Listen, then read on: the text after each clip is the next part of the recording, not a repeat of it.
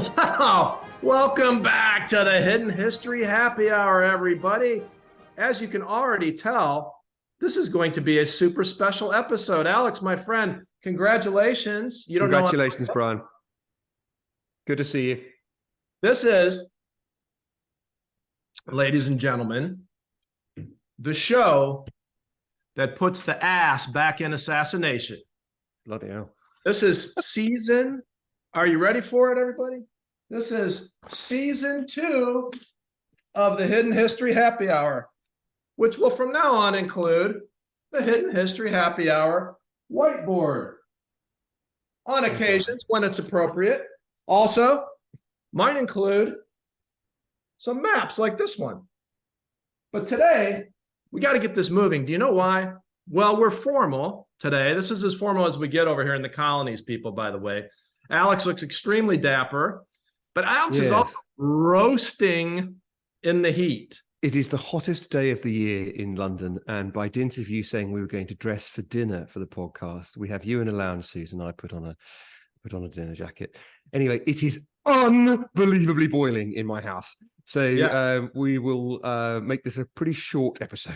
We're going to get to the story shortly, but I want to explain to folks why this is season 2 of the Hidden History Happy Hour. I will note 59 episodes for one season. That's a lot better than you're going to get on any TV show, my friends. That's true. Cheers, Alex. Cheers, Brian. I don't know whether our esteemed author has done this math, but I have. And I will tell you that surveying the OG Lessons from History by Alex Dean, buy it now, get ahead of it for Christmas, buy the box set, More Lessons from History by Alex Dean. Alex, we are almost exactly halfway through your catalog of stories.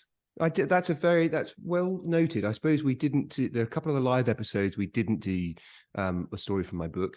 Then there's a couple of episodes with guests where we didn't do a story from my book. And of course, on the other hand, there are some episodes where we've done 2 or 3. So thank you for doing the maths. And before we tell the story, we always say we should talk more about the booze. Yeah. What are you drinking? Well, I am drinking, I got clearance from my fiance now. I guess we're close enough to the wedding I can do it, to pop a bottle of Schramsberg champagne, which is just tremendous. And I am having Sparkle Horse, which you can't call champagne because it's from South Africa, Cat Classique, although it is the same method, from Stellenbosch. And it is the champagne we served at our wedding. Well, see, we didn't even plan that, everybody. Yep, didn't know that. I am getting married in just about 30 days, everybody. So by the time you see this, I'll be right on the doorstep. You're thinking of you, brother. Is not going to be able to attend, but I will be wearing black tie for that event. So I'll post some pictures because I'll prove I actually do know how to wear it. Now, we're going to get to this story almost immediately, in part because Alex is roasting. But I want to make this solemn pledge, Alex, to you and to our fans. By the end of season 2 of the Hidden History Happy Hour, my friends, we will have told every single story in the Alex Dean oeuvre. That's a big call. Now, so I assume you mean to the end of volume 2, because there's a clutch of stories online. Should there be a volume 3, who knows? There's a clutch of stories in online that are not in either of the books. I will simply answer that by saying that there is no coincidence that a season 3 might well coincide with even more lessons from history, or what do you call it? Three lessons from history 3. Mr. 3, yes, that is it. All right, look, we're going to talk about something deadly serious today, and I do mean deadly. We are going to talk about assassination, everybody. Hence my little joke at the beginning. Maybe it was in a little bit bad taste, but it's a good lead in.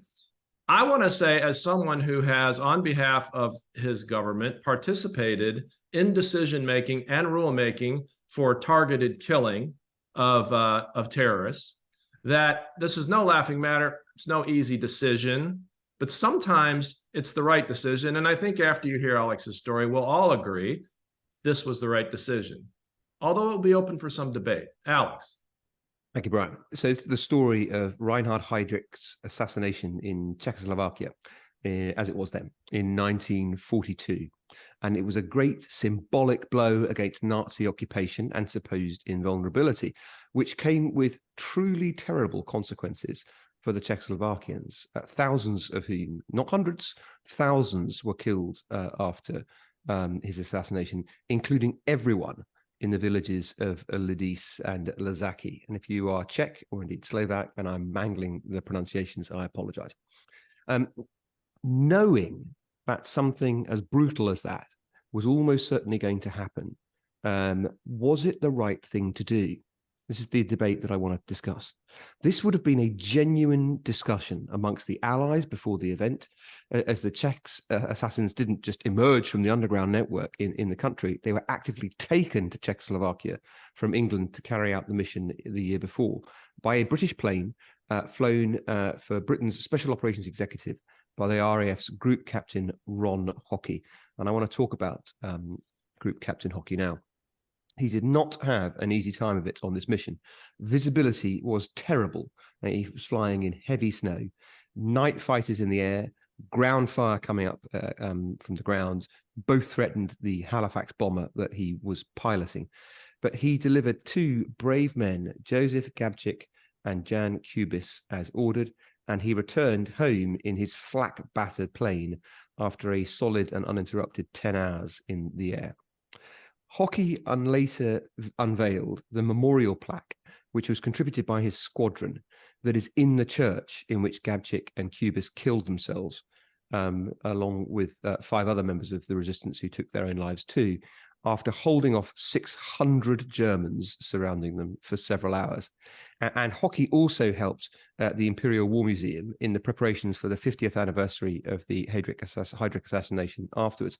And I mention these facts about his later life to point out his involvement in this pivotal event, the fact that it was widely known for decades afterwards.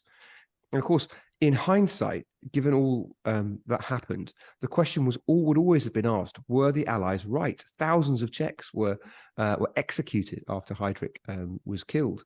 Would leaving Heydrich alone, presumably to hang at Nuremberg like all the rest of his evil kind, would that really have been a worse course of action? Would the affront to the Czechoslovakian government in exile, who were so keen to have the operation carried out, have been harmful to the work of those fighting the Germans and to their relationship between the Czechoslovakians and the rest of the Allies? So even the resistance still in the country had cast doubts upon the wisdom of the assassination after all. My point is, these sorts of musings and reflections and questions and ponderings, they must have been posed in different forms to Hockey, literally thousands of times for decades during his life and after the war. And he would always simply reply, "I was just the bus driver." And that's why I call the chapter in the book, "Some Bus, Some Driver." You consider the fact that the men concerned who did it and died for it were personally known to Hockey. He dropped them off before, when they went to their deaths. Consider his own central role in facilitating it, and the hours in the air, buffeted by flak, to drop those men off to conduct the assassination.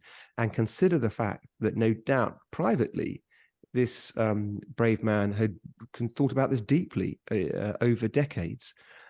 It's an exception. I was just the bus driver. It's an exceptionally self-effacing and gentle and polite way of pointing out the need to simply do one's duty as part of a larger machine in times of strife. And that's why I like the story so much. Yeah, there's definite echoes of the themes in Oppenheimer, which we talked about recently on the podcast. And I will give a couple of film reviews. I'm not saying this will be a feature of H4 going forward, but occasionally when it's relevant. One of these, Alex, I know you've seen, is called Conspiracy, with Kenneth Branagh, Stanley Tucci, and most of the British acting class from the early 2000s. Have you not seen this? I'm not sure. Carry on. Keep going. Everyone should watch this movie. I would not call it a whimsical summer romp, but what it is, it's a reenactment of the meeting at Wannsee, where the final solution was essentially cajoled into all the key leaders of the German government. And the person who hosted that meeting, played by Kenneth Branagh brilliantly in the film Conspiracy, is the same Richard Heydrich. Now, I raise this for a couple of reasons. The most important reason is particularly for people of younger generations who maybe haven't studied World War II, your story in isolation doesn't explain the enormity of the evil of this person and his pivotal role in the Nazi machine. I got to take this jacket off. Carry Yeah, on. please do. Please do. Celebration's over, everybody. It's just time to chat. You look good in it, though. I have to say, you Thanks, could brother. be the next James Bond. You're the right age, whatnot. So anyway, the movie Conspiracy, it's only about an hour and 10 minutes long. It recreates this meeting at Wannsee where Heydrich bribes, persuades, threatens, cajoles all the intellectual leadership of the German government into agreeing to the final solution. And Stanley Tucci brilliantly portrays Adolf Eichmann, who at the time was his deputy, Heydrich's deputy. And the movie is entirely based on the one surviving written record of that meeting. Heydrich, yes, I've seen that. There's a German flick about the meeting, and I've seen the German one. But yeah, well, you should watch it. This is quite a good movie, and it's not pleasant, but the acting is amazing. And the one kind of, not that you can make light of any of it, but the thing that strikes me at the end of the movie is you say, oh my God, this was a horrible person who absolutely deserved a targeted killing. Also, he can run a hell of a meeting. Well, look, I mean, Heydrich was one of humanity's most evil people, and I love alternate histories, and I love the show The Man in the High Castle. And one of the things they got to do with that show was to imagine a world in which Heydrich hadn't been assassinated. And why not? If the Germans are going to win the war, then why not have this as a detail in it? And you get to see Heydrich continuing as this terribly evil, plotting, scheming, wretched human being throughout into his later years. But yes, for the avoidance of any doubt, of course, Heydrich was one of the worst of the Nazis, and that's going some. His death struck the Führer, one gathers, very profoundly. There's an excellent documentary series in the UK on Netflix called Hitler's Evil in a Circle, and Guy Walters, a British historian, commentates on it, and he talks about the extent to which the news of Heydrich's death struck Adolf Hitler. Yeah. There's also another great movie about the actual hit job, about the process, getting the guys in. And those two guys fought like a 6-hour gun battle with the Nazis in the church before they finally killed them. Yeah. They held off the Nazis for hours, but they held the Germans for hours before taking their own lives. I think that movie is called Arthropod, but we'll put it in the show notes. But check out Conspiracy and Arthropod, or whatever it's called. Great movies. A great retelling of this story, Alex. As I mentioned, we're embarking on season 2. Everyone now knows why. There's going to be a lot of changes. One of the other reasons we did this, by the way, is that our last episode, episode 59, in about an hour, became the single biggest viewed episode of our show, except one. And the one that's still ahead of it is like a year old.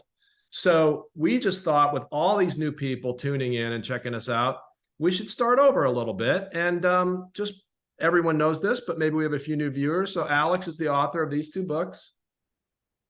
And that's what the show is based on mostly. And, we talk about history. We have a few drinks. We have a few laughs. And hopefully you learn something. And to the learning something point, and I don't want to run on this episode because I know you're hot. What can we learn from your story today about Ukraine?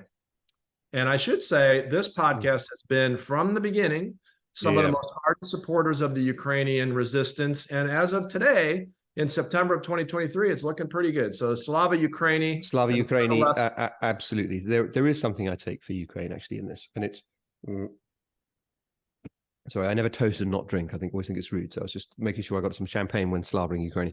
It is this, that there is the people in Ukraine are fighting for their lives, and they are fighting for their country. And to them go the glory and the credit and the sympathy. They are working at risk of more than they're standing.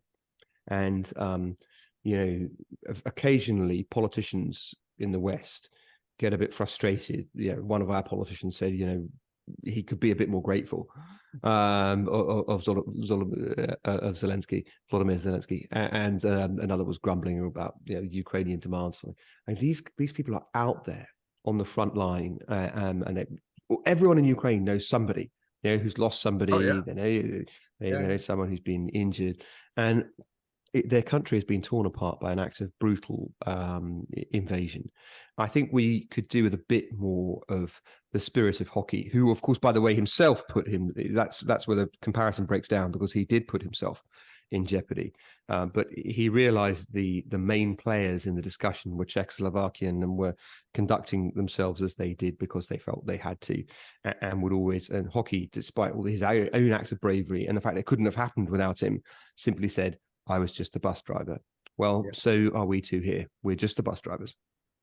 Yeah, but vital. Our countries are vital to the effort, and God help us if we lose our collective will, which so far, knock on wood, doesn't seem to be happening. There's a General David Petraeus I follow pretty closely. He's had some issues as CIA director, but he's one of the smartest military folks that we have.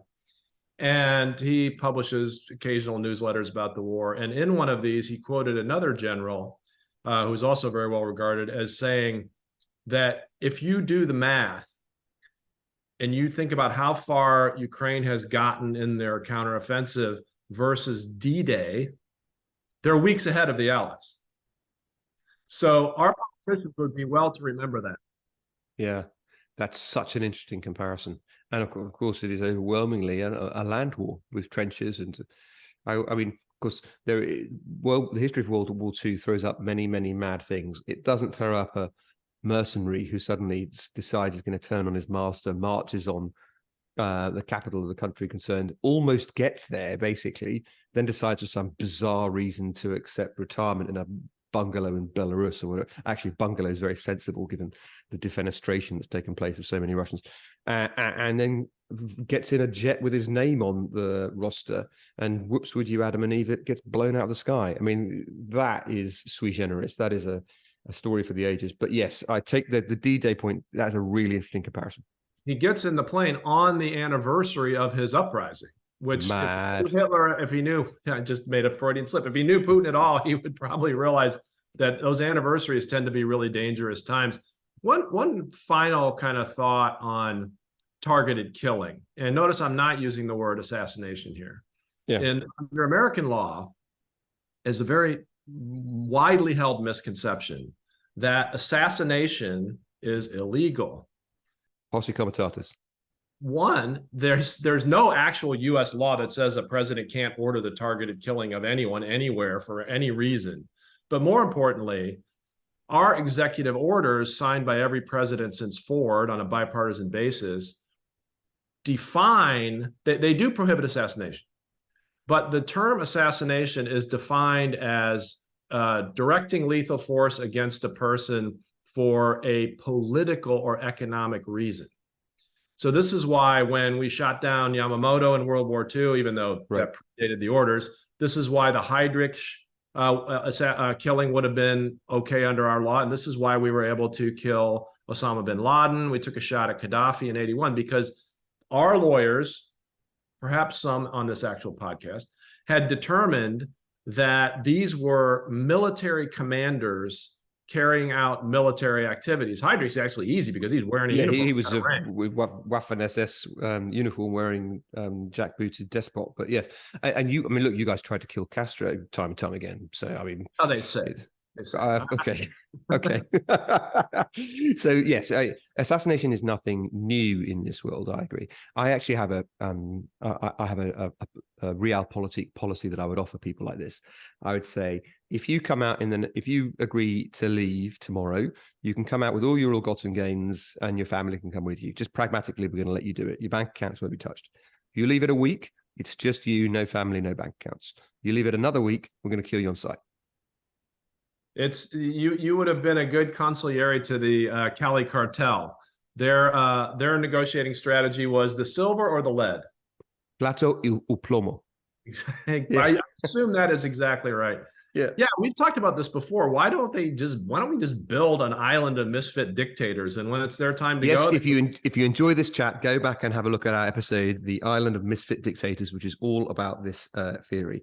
As I've realized, I've been repeating myself, not in this episode, but from a past episode. We should wrap it up. Yeah, but let's wrap it up with this, Alex. First of all, thank you for season 1. Thank you, season 1. Right. Thank you, everyone, for listening. Please like and subscribe. There is no point in us doing it without your support and without knowing that you enjoy it.